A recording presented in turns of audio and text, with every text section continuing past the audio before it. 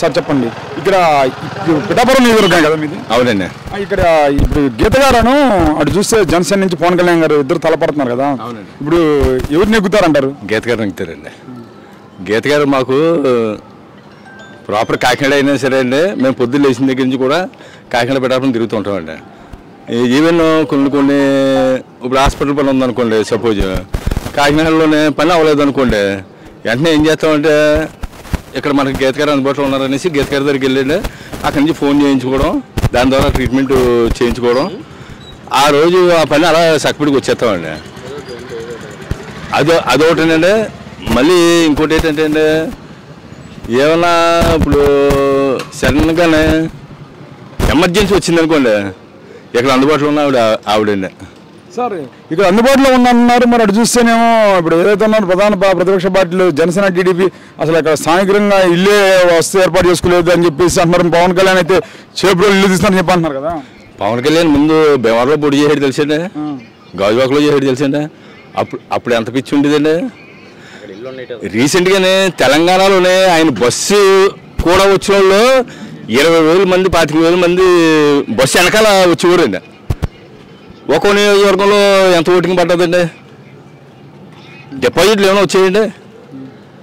ఇది కూడా అంతే అండి, ఏమీ లేదండి. సినిమా గ్లామర్ అన్నది కామన్గా ఉంటుందండి. దాంట్లో ఆయన సినిమా యాక్టర్ కాబట్టి కొద్దిగా మార్కెట్ ఉంది కాబట్టి అండి ఆయనకంటూ ఒక ఇమేజ్ సంపాదించుకున్నాడు. ఆ ఇమేజ్ని అలా ఉంచుకుంటే బాగుందండి. ఆయన పొలిటికల్గా బయటకు వచ్చి అంటే జగన్ గారిని కామెంట్ చేయడానికి ఆయన సరిపోడండి. మెయిన్ అది ప్రజలు గమనింటున్నారండి. ప్రతి ఒక్కరు కూడా జగన్ ఏంటి పవన్ కళ్యాణ్ ఏంటి నిజంగానే పోటీ చేసే వ్యక్తి అన్నవాడు ఉంటే అండి, ఆయన ఏం చేయాలంటే అండి, ఓటు ఎంత అందంగా ఓటు అన్నా చాలా విలువైందండి. దాన్ని చాలా పవిత్రమైనది కూడా అండి. దాన్ని చాలా హుందాతనంగా అడగాలండి. ఆయన ఎక్కడ అడుగుతున్నాడండి హుందాతనంగానే? అదేదో డబ్బా కారు ఎక్కుతాడు, డబ్బా కారు ఎక్కి ఆ కారు మించి మామూలుగానే ఊగేస్తూ ఉంటాడు. ఏంటిది? లేకపోతే ఎవరైనా కొట్టేస్తానంటాడు, పంచవారు కొట్టేస్తానంటాడు. ఏంటి అది ఓటు అడిగి విధానం అండి? ఎక్కడికైనా వెళ్తే కాపు సామాజిక వర్గం అంటాడు.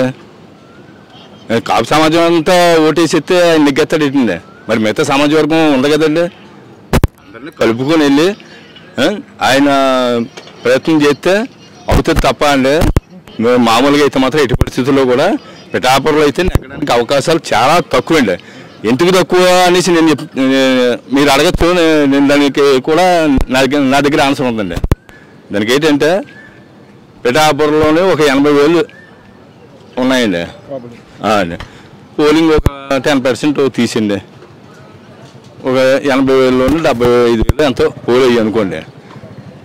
ఇన్ని పథకాలు ఇచ్చిన జగన్ గారికి ఆ మాత్రం కాపులు విశ్వాసం చూపించుకోరండి?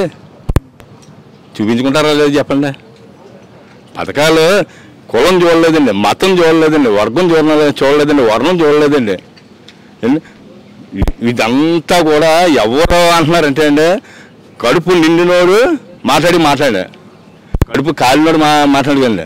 కొంతమంది పిఠాపురంలోని చుట్టుపక్కల వాళ్ళకి సాగుబడి ఉన్న వాళ్ళు ఉన్నారండి. ఒక 5 ఎకరాల భూమి, నెల 5 వరకు వాళ్ళు ₹1,00,000 ఎద్దులు ఇతర సంపాదించుకుని ఉన్నారండి. అలాంటి వాళ్ళు అందరూ బయటకు వచ్చి ఈవేళ వాళ్ళు అడావిడు తప్ప ఏంటంటే కడుపు కాలినోళ్ళు మా నోట్లోంచి మాత్రం అస్సలు మాట రావట్లేదండి. కడుపు నిన్నోడే అది అరక్కండి ఈ ఎగరలో అండి.